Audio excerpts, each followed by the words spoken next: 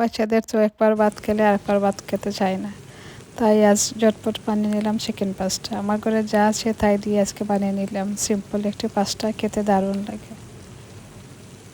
আসসালামু আলাইকুম সবাইকে। আশা করি যে যেখানে আছেন ভালো আছেন। আলহামদুলিল্লাহ আমরাও ভালো আছি। আবার নতুন একটা রেসিপি নিয়ে হাজির হয়েছি, আশা করি আপনাদের ভালো লাগবে।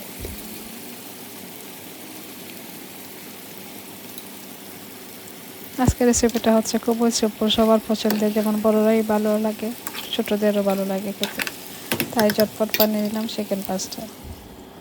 চিকেন পাস্তা বানাতে যা যা লাগে সব কিছু রেডি করে রেখেছি। আমি এখানে পাস্তা নিয়েছি, সব রকমের মশলা রেডি করে রেখেছি। চিকেন নিয়েছি, ধনেপাতা, কাঁচামরিচ, লেবু, পেঁয়াজ, সব কিছু যা যা লাগে সব কিছু রেডি করে রেখেছি। এখানে একটা টমেটো সস ছিল আমার ঘরে, তাই এটা তো বের করে নিলাম। এই তো চিকেন পাস্তাটা আমি বয়েল করে নিচ্ছি। পাস্তাটা বয়েল করার জন্য আমি একসাথে দিয়ে দিচ্ছি একটা ডেকের মধ্যে। আমি সমানভাবে পানি দিয়ে দিচ্ছি, গরম পানি। আমি আর ভেজাল করিনি, আগে গরম পানিটা করে নিই, পরে আর পাস্তা দিইনি, আমি একসাথে দিয়ে দিয়েছি যাতে আমার কাজটা আরও এগিয়ে যায়, তাড়াতাড়ি হয়ে যায়। অনেক কিছু রান্না আমার ছিল, আমি রান্নাটা একবারই করছি, একসাথে পাস্তাটা বানিয়ে নিয়েছি, তাই আমি একসাথে দুটো বসিয়ে দিয়েছি। আর আমি আর এক্সট্রা কাজ করিনি, আগে গরম পানি করো পরে পাস্তা দাও, আমি একসাথে সব কিছু দিয়ে লবণ দিয়ে তেল দিয়ে বসিয়ে দিয়েছি। দেখে আমার পাস্তাটা বয়েল হোক, আমি অন্যদিকে আরও কাজটা গুছিয়ে নিই। অনেক কিছু রান্না ছিল তো, তাই রান্নাটাও বসিয়ে দিয়েছি, পাস্তাটাও বসিয়ে দিয়েছি। একটু চেক করে নিচ্ছি পাস্তাটা বয়েল হচ্ছে কি না। এখনও হয়নি, আরও একটু বাকি আছে, তাই আরও একটুর জন্য অপেক্ষা করছি। আর একটু নাড়াচাড়া করে নিচ্ছি, দেখে নেব। এখন পাস্তাটা নামিয়ে নেব। পাস্তা আমি একটা ক্যালেন্ডারের মধ্যে দিয়ে দিচ্ছি যাতে পানিটা ভালোভাবে ঝরে যায়।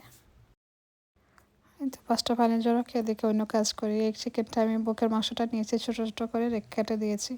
এখানে সবগুলো মশলা দিয়ে আর ভিনেগার দিয়ে সামান্য একটু সয়া সস দিয়ে মাখিয়ে রেখেছি যাতে সবগুলো মশলা চিকেনের সাথে মিশে যায়। এখন আমি একটা কড়াই বসিয়ে দিয়েছি আদা রসুনটা একটু ব্রাউন হয়ে যাক, পরে আমি পেস্ট দিয়ে দেবো।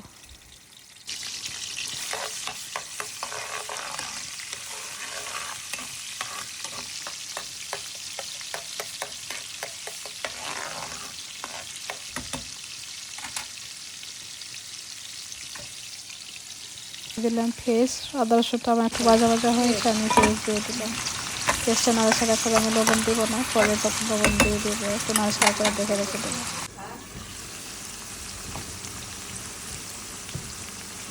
এটা আবার একটা উঠিয়ে দেখলাম কী অবস্থা, পেস্টটা একটু ভাজা ভাজা হচ্ছে, এখন লবণটা দিয়ে দিলাম।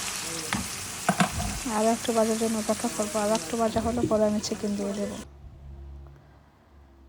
এই তো এখানে আমার চিকেনটা একটু মশলাটা একটু পেস্টটা একটু ব্রাউন হয়েছে, এখন আমি চিকেন দিয়ে দিলাম। চিকেনের মধ্যে মশলাটা দিয়ে আমি একটু মাখিয়ে রেখেছিলাম, এখন চিকেনও দিয়ে দিলাম। ঢাকনাটা সরিয়ে আবার নাড়াচাড়া করে দিচ্ছি। এখন দিয়ে দেবো আমি যা মশলা লাগে মশলাটা দিয়ে দেবো। চিকেনটা নাড়াচাড়া করে দেখলাম চিকেন থেকে অনেক পানি বের হয়ে গেছে, আর একটু আঠালো হয়েছে। এখন আমি দিয়ে দেবো মশলা, যা মশলা আমি আগে রেখেছিলাম সবগুলো মশলা দিয়ে দিলাম। এই মশলাগুলো আমি দিয়ে দিলাম। এখানে এক্সট্রা কোনো মশলা আমি দিইনি, আমার ঘরে যা মশলা ছিল, একটু মশলা তো সবার ঘরে সমান থাকে, সেই মশলাটা দিয়ে দিলাম। আর এক্সট্রা দিয়ে দিলাম এখানে টমেটো উপরে যে আমার কাছে ছিল সেই টমেটো পিউরিটা দিয়ে দিলাম। দেখেন কত সুন্দর হয়েছে। আমি আবারও একটু নাড়াচাড়া করে পাস্তা দিয়ে দেবো।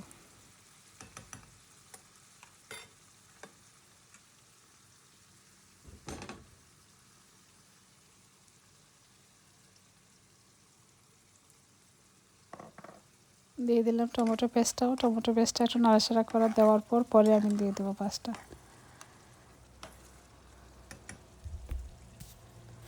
যে কোনো রান্নার সময়টা ওটা সমানেই লাগে।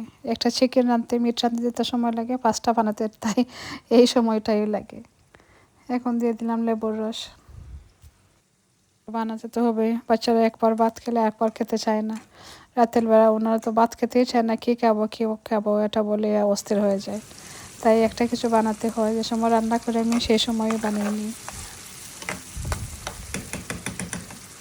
পরে আর পেঁয়াজ টেয়াজ কাটা ঝামেলা আর করিনি। আর এদেশে তো জানেনি ঘরের মধ্যে গন্ধ হয়ে যায়, সব কিছু বের হতে চায় না, তাই আমার রাতের বেলা কোনো কিছু করতেই ভালো লাগে না। এখন আমি দিয়ে দিলাম পাঁচটা, দেখেন কত জোড়া হয়েছে। একসাথে দিয়ে দিলে আরও ভালো হয়, আমার কাজটা এগিয়ে গেল। আমি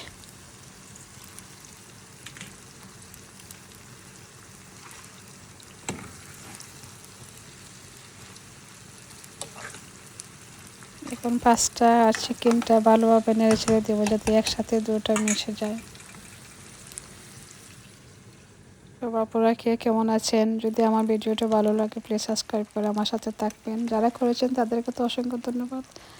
এই কয়েকটা দিন ধরে আমি লক্ষ্য করছি আমার ভিডিওতে কোনো ভিউ হচ্ছে না, কেন জানি আমি বুঝতে পারছি না। যদি আপনাদের কোনো কিছু থাকে আমাকে বলে দেবেন প্লিজ।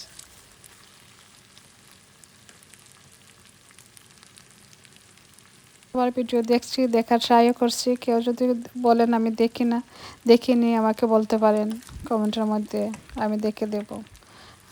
আমার তো মনে হয় আমি দেখি সবার ভিডিও। আর মার্শাল্লাহ আমার সাবস্ক্রাইব বাড়ছে, বাট ভিউটা কমে যাচ্ছে কেন আমি সেটাই বুঝতে পারছি না।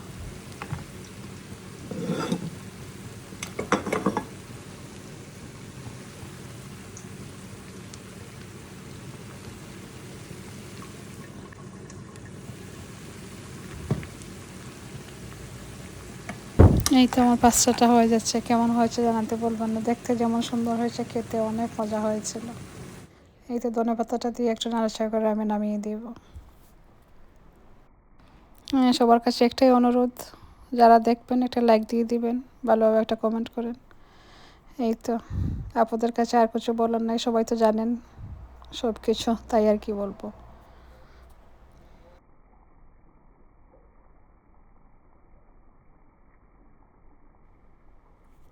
এই তো আমার পাস্তাটা হয়ে যাচ্ছে, আমি ধনেপাতাটা দিয়ে দিলাম।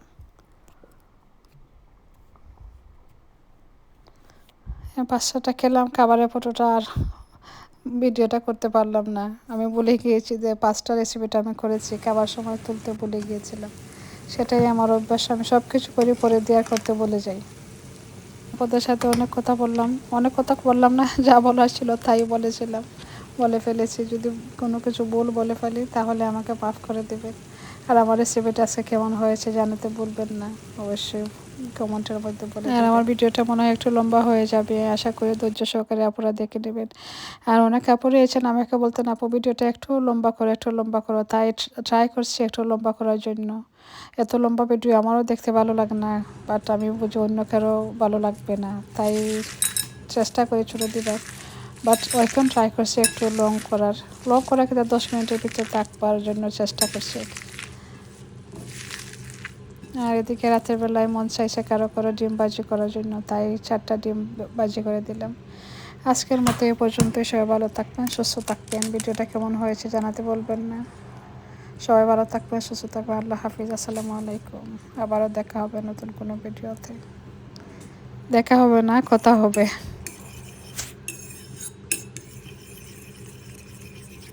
সুস্থ থাকবেন, ভালো থাকবেন। আজকে এই পর্যন্তই আমার ভিডিওটা।